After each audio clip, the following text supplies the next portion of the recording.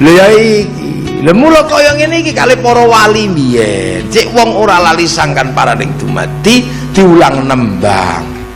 Tembange dijenengke tembang maca pat. Maca pat niku napa to? Wong urip kudu iso maca barang papat. Barang papat niku kancane nyawa sing medhun teng alam donya. Nyawa niku ing akhirat niku medhun alam donya manggon jero raga. Lah nek raga gawean jati srana wong tuane mangan mete, mangan pelem, mangan telo, mangke dioplos karo weteng. Lho sing metu ngarep jenenge umbel. Metu ngarep meneh jenenge uyo. Ampas metu mburi jenengane tahu. Lah wonten sing disimpen niku namine nutfah.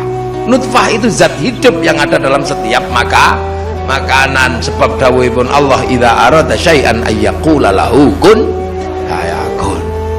Lah nutfah niku ditampung teng sulbi mriki. Ane irung nek umbele penuh pengen sisi taek nek penuh pengen sulbine nek penuh ya pengen ngoten niku. Mangke golek-golekan bapak karo ibu, mangke dicampur dioplos nika. Terus dadi segumpal darah, petang wulan dadi segumpal daging. Lah nek pun dadi daging, lah niki nyawa diceluk dul medun. Nggih ya Allah. Engko ning kono seling ora nek aku pangeranmu. Alastu bi rabbikum, nyawa jawab qalu bala syahidna. Nggih ya Allah kula dadi saksi nek panjenengan Gusti Allah. Fanfukhur ruh, mula ruhane ditiup ke dalam daging. Akhirnya daging yang urip, begitu urip tek emplek-emplek daging cencang otot tekno balung bungkus kulit tukuli rambut sangangulan proses casingisasi rampung metu. Begitu metu ya sing ketok rogone bungkuse nyawane manggon ning jero. Lah rogo tergantung sing gawe. Nek sing gawe pesek metune pesek. Sing gawe bangir metune bangir, sing gawe ireng metune ireng. Nek sing gawe ayu ganteng ya niki metune. Lha niku menungso, iku ulangane wong Jawa mbiyen. Nah, nyawa medhun niku kancane papat, sebelah kiwa iblis loro nyasarno, sebelah tengen malaikat loro gandoli. Siki jenenge jin korin kalih hafadho. Wong Jawa ora pati paham kok jin korin hafadho, siji nyasarno, siji gandoli. Akhire napa kalih para wali sepuh mbiyen dijenengke dulur papat limo pancer. Nah. Mula pancer niku nek butuh napa-napa iso nganggo dulur tengen dulur kiwa. Pancer pengen bojo ayu nganggo dulur tengen tirakat maca ya Rahmanu ya Rahim I love you pitung dina pitung bengi ngono. Nek ra gelem tirakat nganggo jalan tengen ya Rahmanu ya Rahim ya nganggo dulur kiwa. Sunah mata kaji ajiku jaranku ya I love you padha mawon. Pengen rasa nek nganggo dalan tengen tirakate maca la haula wala quwata illa billah. Nek nganggo dulur kiwa ya sunah mata kaji ajiku bantung bondo ya padha rasane. Pengen sugih tirakat nganggo dulur tengen ya Fattahu ya Razzaq ya salat duha ya sugih. Nek nganggo dulur kiwa ya nggo pitik cemani munggah gunung kawi mulai ya sugih padha mawon. Lha mula kiai kali dukun niku padha. Angger tirakate kuat ya dongane mandi. Lha kita golek pitik ilang tak kok kiai yo ketemu, tak kok dukun ra tau wadus yo ketemu. Lha padha padange kok. Meng padange seje, sing siji padange lampu, sing siji padange omah kobong ngono tok. Golek pitik ilang ngangge lampu baterai sentolop ya pitike ketemu, gawe blarak gendel dikobong ya pitike ketemu, lampune isih blarake entek kok. Obong ngono to. Mulai bedane nar karo nur ngono kuwi. Iku nandhakaken para wali ngaji kitab Ihyaul Ulumuddin. Lha mula lakone menungso cek ora lali sangkan paraning dumadi tembang kawitan jenengke Mas Kumam. Bang napa kemambange nyawa medhun alam donya sambut ngapati nitoni wacana Quran. Nek petang wulan wacana Quran, pitung wulan wacana Quran nyambut nyawa medun supaya anteng manggon jero raga nafsul mutmainnah. Nek wis tembange Mas Kumambang bareng ngoten niku kesusul tembang mijil, bakal mijil lahir lanang lahir wedok. Nek mijil lanang akeh kowe wedhus loro, nek mijil wedok wedhus siji. Lah nek wandu ya siji setengah. lah micil nek wis bar micil tembange kinanti niku sangono kanthi agama kanthi akhlak diwulang ngaji nggih ra gelem ngaji saduk mula teng mriki mangke enten TP nggih enten diulangi ngaji ya lha niku nek wis bar kinanti tembange napa sinom bocah bakal dadi cah nom wis mulai dablek ora kena tuturi mula nek kinanti sangoni sing tenan soalé bar ngono kesusul sinom bakal dadi cah nom ora kena diulang dablek nek wis bar sinom tembange asmara lho mulai ke taman asmara wis mulai jatuh cinta tae kucing rasa coklat ora kena diurui nek wis bar asmara dono tembange gambo bakal jumbo lanang wedok mulai bangun rumah tangga laki rapi wis duwe rumah tangga ora kena diulangi wisan apa meneh nek wis bar gambo tembange dandang gula nek ketemu dandang ya legi ketemu dandang ya pahit ketemu gula legi nek entuk bojo bagus ganteng duwite akeh iki to kaya payantung ngono ya gula oleh bojo wis rupane elek ora tau ndek dhuwit jenengane ngramal togel dandang iki pahit maka dandang kula niku tembang manis pahitnya kehidupan ngoten lha wis bar dandang kula menungso kesusul tembang durma wis wayahe berdharma bakti cara gedang metu wae nggo pakan manuk cara pelem metu wae nggo pakan codot wae menungso apa mana buah kehidupanmu nek ndek bondo endi bandamu sing mbok dharma baktekno Payanto duwe bondo dharma bakti gawe masjid sampean duwe bondo dharma baktimu apa dharma baktekno bandamu nek duwe ilmu mana dharma bakti ilmumu nek ndek tenaga mana dharma bakti tenaga ilmu ra duwe bondo ra duwe tenaga medhit ya wis rampung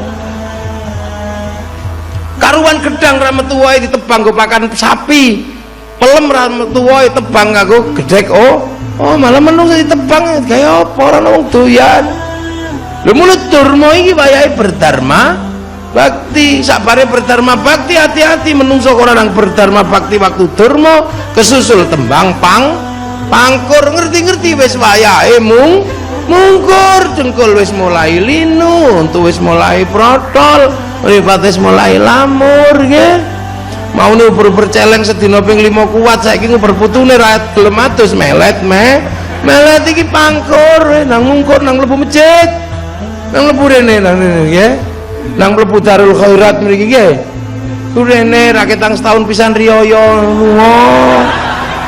wayahe wis wayahe pangkur nang mungkur nggih sing nom-nom waktu sinom bali ngen dableke kok demit hati-hati nek sinom ndablek kok demit tatone sak naga mangap kok wis mengkeret dadi gambar cacing wis iki nang mungkur sampe nang mlebu masjid kan nek sinom kan tato mangap nek wis wayahe pangkur mesti wis mengkeret cilik tato garuda iso dadi kemprit pisan ha iku wis wayahe mungkur nang mlebu masjid mungkur kok ora nang pangkur kok ora nang mungkur kesusul tembang megat ro copot rogo sak sukmane terakhir tembange pucung sampean dipocong sluku-sluku bathok lebokke lawang ciut mula wong tuwek jenenge buyut siap-siap mlebu lawang ciut pedhuk malaikat mungkar nakir mesti takoni meneh marbuka Allahu rabbuhum Allah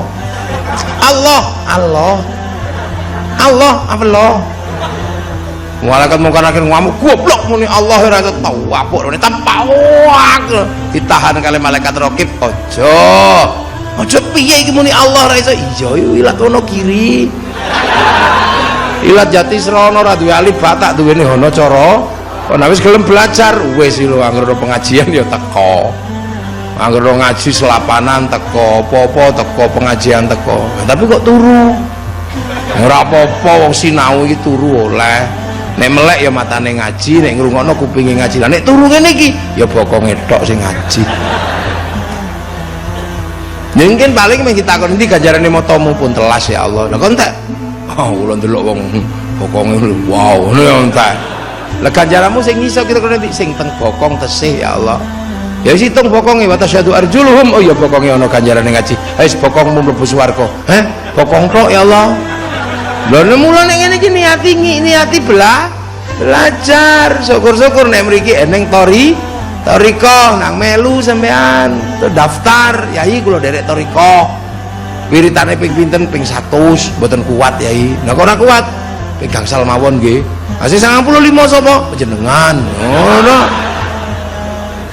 Nah jenengan kan sopir itu ya kudu melek maca plang. Nah kula penumpang sementing melok numpak turu melem tekan gon ngono ta. Lah kok lak sampean diulang teng toriko lak diulang nyebut lambene ya Allah ya Allah ya Allah ya Allah ya Allah ya Allah ya Allah ya Allah lambene diulang. Kita aku terus diulang matane ya Allah ya Allah ya Allah ya Allah ya Allah turu ya Allah ya Allah ya Allah ya Allah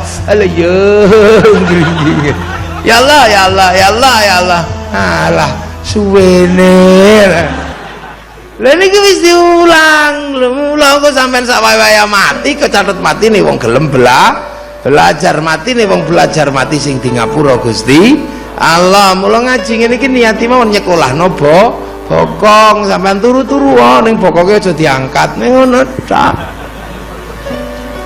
Nek ora gelem sinau takoni marbuka marep tapuk malaikat cepok canggah gulune kek melet langsung dadi waring cemplung nang neraka diudhek angkat gantung kaya siwur tutuki modal madil ketarangan bodol digecek ajur mumur kaya ketepok bosok.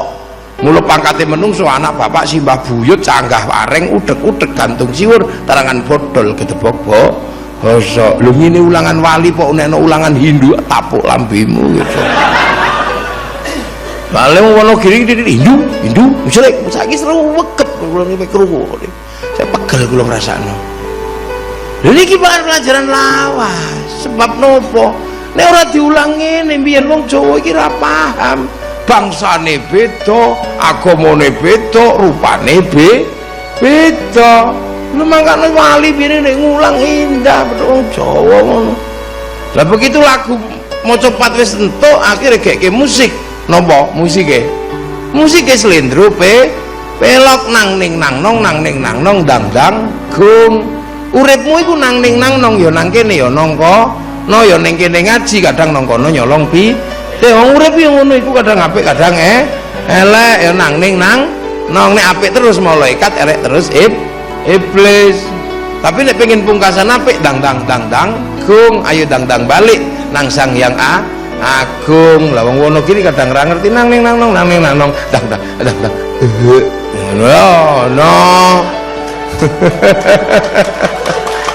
no terus dikelompokno kayak imangan tumpeng wijikane cempret kabeh wijikane telu mawar kenongo kan andil uripmu ki mawarna-warna kenongo kenongi ning atimu kudu kanthil nang Gusti Allah. Lho carane biyen cek wong Jawa ora lali sangkan paraning dumadine.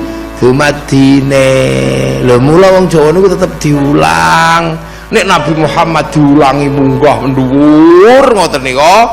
Lah awak dhewe sing ning Wonogiri ya diulang ngurut munggah. Mula Islam niku ana ahli sunnah wal jamaah. Apa iku ahli sunnah wal jamaah? Ahli sunnah niku wong niku nabi, wal jamaah nabi niku sapa? Sahabat wong sing petuk nabi. Ya wong Arab ana irunge mbangir. Jenenge ya Abu Bakar wong sahabat petuk nabi ora ana sahabat kok tukimin ora ana. Lah terus ana menungso sing bejo petuk nabi, terus ana sing ora patek bejo namung petuk sahabat ora petuk nabi. Lah wong sing petuk sahabat niku jenenge tabi'in. Nah wong sing petuk tabi'in jenenge tabi'ut tabi'in. Nah awak dhewe iki ora petuk sapa-sapa petuke kiai. Mulane diurut awak dhewe niku jenenge tabi'ut dawa. Kaya kula ngene niku ora petuk nabi langsung, kula Islam diulang bapak kula. Dadi kula niku wal jamaah wis wal jamaah kiai mriki diulang bapak kula. Bapak kula diulang gurune enten namanya Yai Khalid, Yai Hambali, Yai Faqih, guru bapak kula. Lah niku diulang kali Mbah Yai Abdul Hadi ya. Mbah Abdul Hadi ngerti iman diulang kali Mbah Hasyim Asy'ari. Mbah Hasyim Asy'ari ngerti iman diulang karo Kiai Asy'ari bapakne piyambak. Pondokne tengene Mbah Khalil, pondoke tengene Mbah Soleh Semarang. Mbah Asy'ari ngerti iman diulang gurune naminipun Mbah Khairon. Mbah Khairon niku Purwodadi mriko. Mbah Khairon belajar niku tenggene Mbah Abdul Wahid Solo 3. Mbah Abdul Wahid belajar tenggene Mbah Abdul Halim Boyolali. Mbah Abdul Halim mondoke tenggene Mbah Sufyan Tuban. Mbah Sufyan mondoke tenggene Mbah Jabar Tuban. Mbah Jabar mondoke tenggene Mbah Abdul Rahman Lasem. Mbah Abdul Rahman mondoke tenggene Mbah Abdul Halim Benowo. Mbah Benowo mondoke tenggene Mbah Kiai Mbah Sunan Geseng. Sunan Geseng mondok tenggene jeung Sunan Kali Joko. Sunan Kali Joko mondok tenggene Sunan Bonang. Sunan Bonang mondoke tenggene Sunan Ampel. Sunan Ampel mondoke tenggene Mbah Ibrahim Asmoro Kondi Tuban mondoke tenggene Syekh Jumadil Kubro.